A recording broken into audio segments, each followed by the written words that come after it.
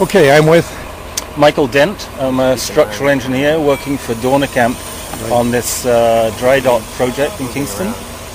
And the coffer dam is about 60 feet long and 24 feet high. That's a 24 feet possible depth of water.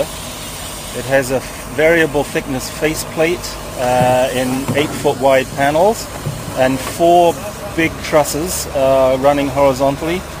3 trusses are identical and the top truss is a little bit lighter in fabrication.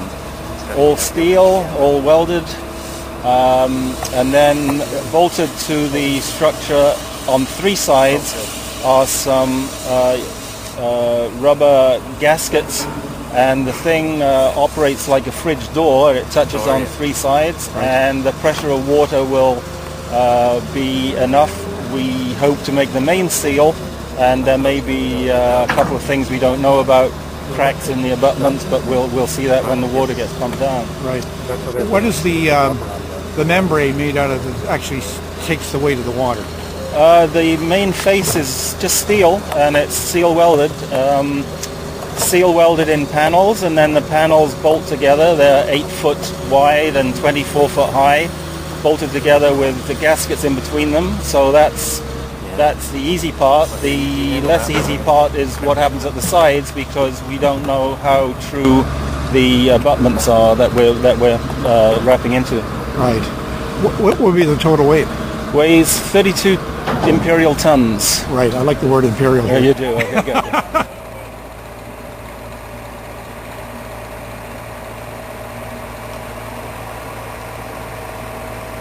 And how long did it take to figure out what it is you're going to do?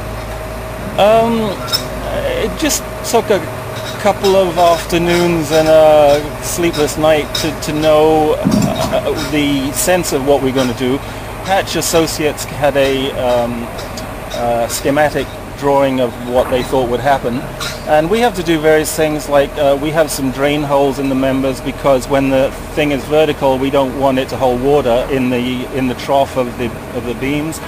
And we don't have any hollow members, because if we did, we could have water inside them, which is eventually going to freeze thaw and could burst the members. So everything is open to the air, and the other feature, all over the members have been increased in size by 1 millimeter all over, which is 1 millimeter for future corrosion protection. The dam design life is 50 years, although I wouldn't be surprised if it lasted a lot longer, but 50 years design life, during which time theoretically the rusting and corrosion could take off 1 millimeter skin on the members, so you lose your strength.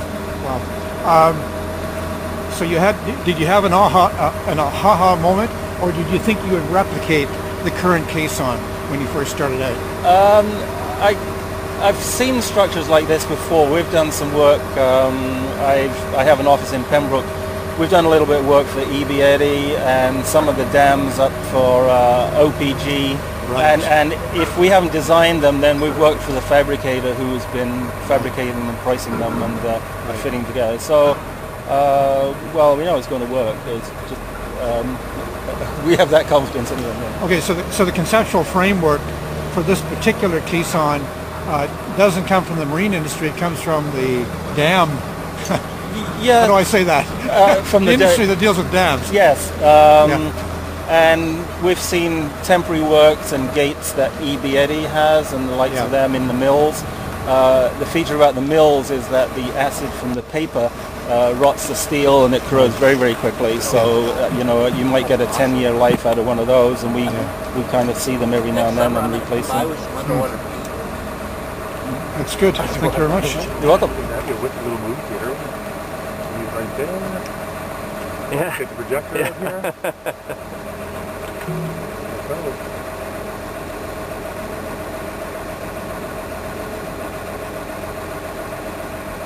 There she blows, huh?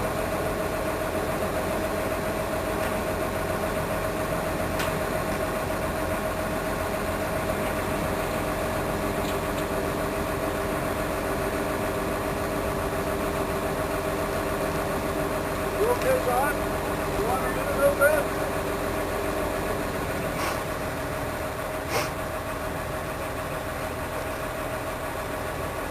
They get the divers down underneath it, eh?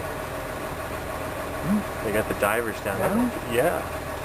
On this side of it. No, on the inside of it, I think. Yeah, on the inside of the gate, there's the divers. Making sure everything slides down smoothly. They can't be on the outside of the gate because if it does let go, it's falling out. That's right. Towards the lake. They're safe on the inside. Once you get hung up on it. Well, even if... What, you mean if they get hung up on it? Yeah, they'd be pretty screwed then. So hopefully they can keep out of the way, but...